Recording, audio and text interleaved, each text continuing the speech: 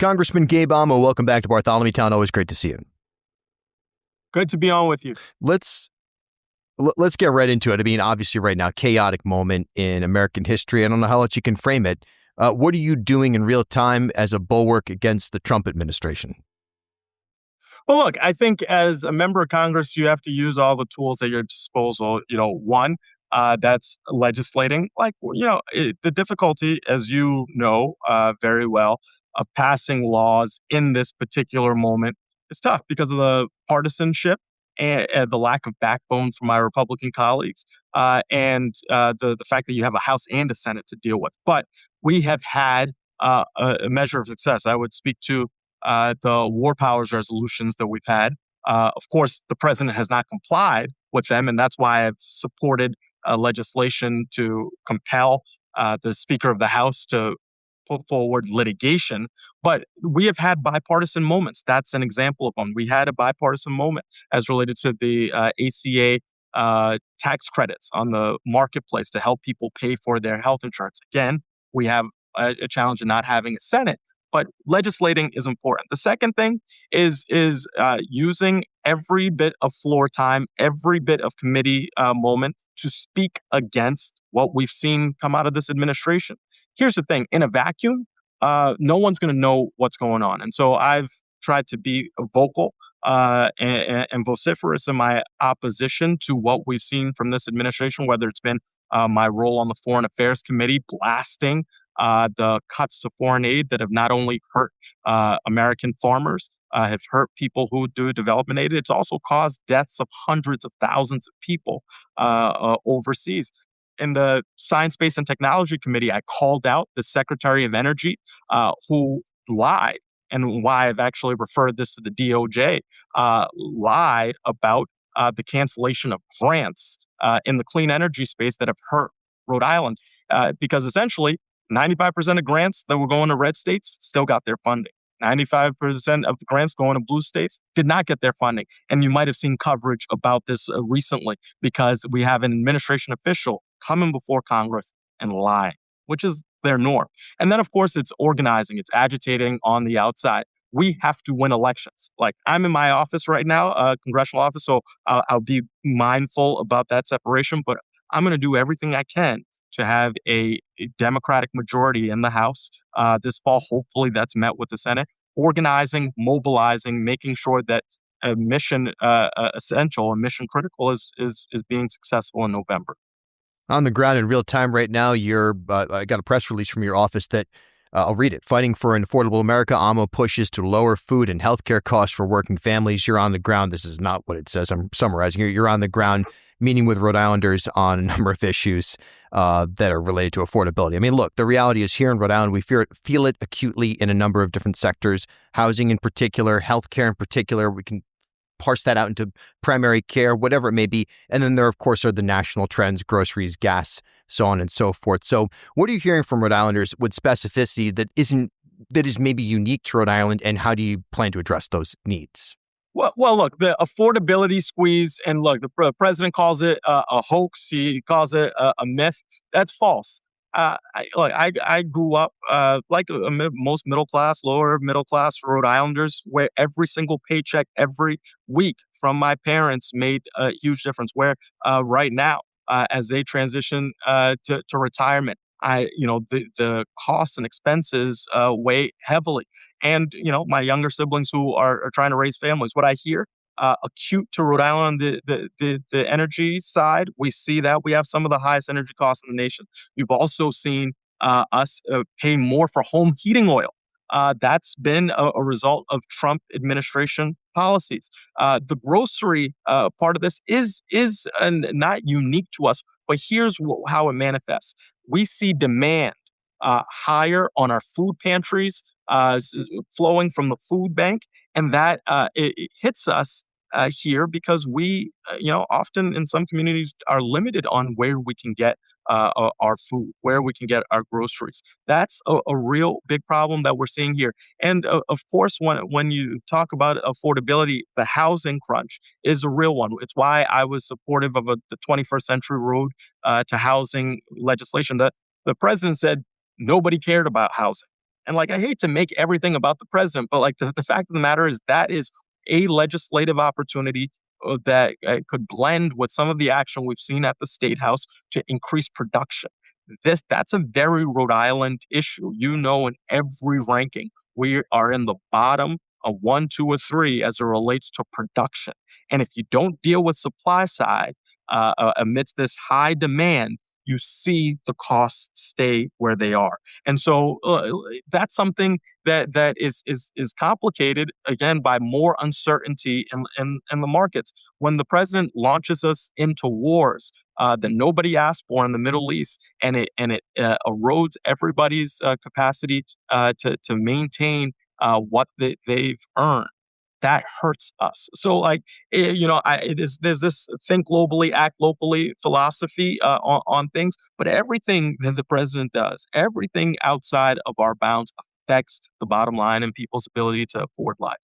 Yeah, I think that's one of the major issues right now that people aren't connecting those dots necessarily with what's happening on a global basis and what they're feeling at the pump or what they're feeling at the grocery store. I mean, polling would tell you otherwise. Yeah. But at the same time, you don't hear the general backlash directed exclusively at the White House right now. Why do you think that is? Why do you think there's just sort of this I don't want to say incumbent or anti-status quo sentiment, but there's just sort of a broad outrage. Do you think that's misdirected?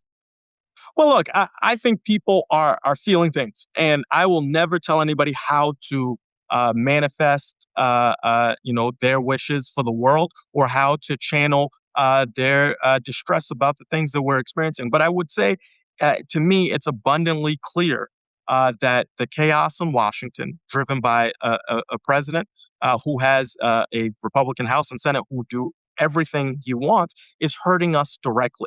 And I understand why people also say that that applies to everybody in power, everybody in office. Look, I've been in Congress 3 years. I can't say that I have this long tenure, but I can tell you for every single part of it, I have seen the difference between people who are working hard to make folks' lives better and those who are not. It is often hard for me to look at my colleagues. Our election season content is supported by RIPHI, the Rhode Island Public Health Institute. RIPHI is an independent nonprofit organization dedicated to addressing complex health disparities in Rhode Island and beyond. RIPHI oversees a diverse range of public health programs addressing issues from healthy food access to infectious disease prevention. They also conduct research related to population health and train students and public health practitioners for fulfilling careers in Rhode Island's workforce. RIPHI owns and operates Open Door Health, the state's first and only LGBTQ+ focused, community-based clinic. Open Door Health provides primary care, sexual health care, and fully integrated behavioral health care to nearly 6,000 patients across the state. Learn more at riphi.org. As Rhode Island's first ever member-owned credit union, Navigant Credit Union has been a staple in the local business community for more than 108 years. Today, Navigant is a $3.4 billion institution serving more than 136,000 members across 25 physical branch locations.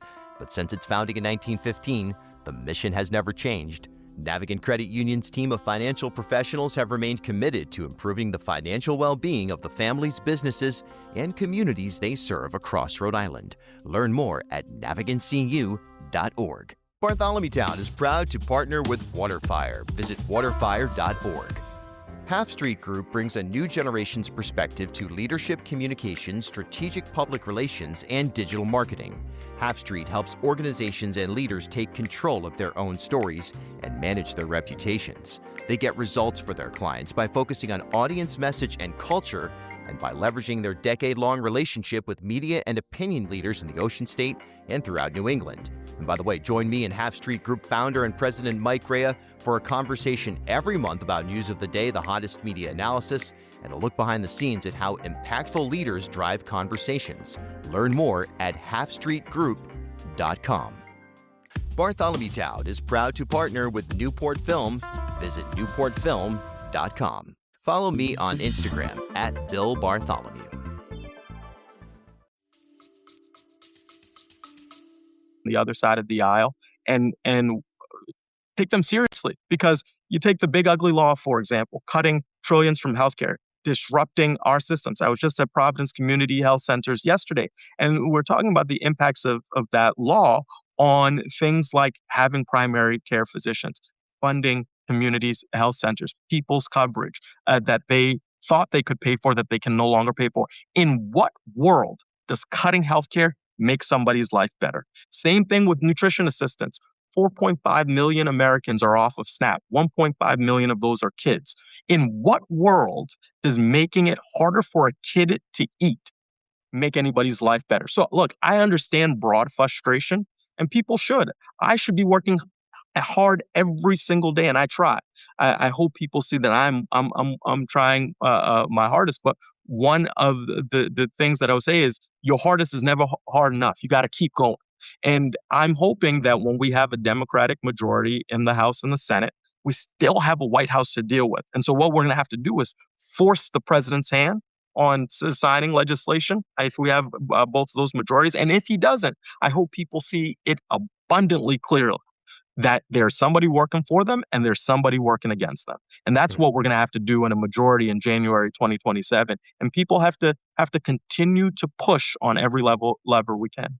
Yeah, it's a different evaluation when you're talking about when one party controls nearly the entirety of government versus a bicameral institution that's controlled by one party and the executive branch controlled by the other. All right, a couple of just quick things here as we sign off. First of all, 3 years. You've been in Congress for 3 years. That's kind of a shocking stat. The time doesn't feel like it's the same thing it was before COVID. Maybe that's just me. I'll also note right here, this is episode 1000 of Bartholomew Town. So for what it's worth, that's like a wild statistic as well. Life moves fast, people. Look out. Yeah. Well, look, I'm grateful for you to find alternative platforms to elevate the voices of Rhode Islanders and that we're working about. So, look, I'm thrilled to be number 1000. That's going to be in my caption on this particular appearance. Awesome. All right, quickly, Jeff, on a jazz festival, I saw a photo that you were there. Yes. Look, I got to see, I went on Sunday and I got to see Thundercat and Herbie Hancock in Lake Street Drive. Amazing. And the fact that we get to have that in Rhode Island is a gem, is a treasure. The Festivals Foundation does a remarkable job. And I also got to go to a short time of Folk Fest and got to see Miss Lauryn Hill and Haley Williams. So wow. I'm a big music guy. Maybe we should do a music pod at some point. But I got to see a lot of genres, a lot of interaction with Rhode Islanders and people visiting who are enjoying the experience of the festivals, and that made me really happy to see. Yeah, I couldn't agree more. I was there as well, and I've said it over and over again. I think it's one of the most incredible parts of Rhode Island. The fact that exists in the way it does here in our state, the cultural and third space component of it, and also the economic driver that it is. And it's just, if anything, at minimum, it's one of those things that we can be proud of. That's ours. And it's on the world stage. There's nothing minimal about it. So, Congressman, thanks for your time today. Really appreciate it. We'll catch up soon. Let's do a music podcast. That sounds great. Yeah. We should do it soon. I appreciate you, and let's make sure that everybody is staying informed. That's the most important thing that you can do as a citizen, and I'm hopeful that people take advantage of all the info that's out there. The first Rhode Island Democratic Gubernatorial Candidate Forum is in the books, but the conversation is just beginning. Hosted by Bill Bartholomew, hear from Democratic candidates Helena Folks and Governor Dan McKee as they make their case to voters. Listen now at ripodcast.com or watch the full conversation at 997wpro.com.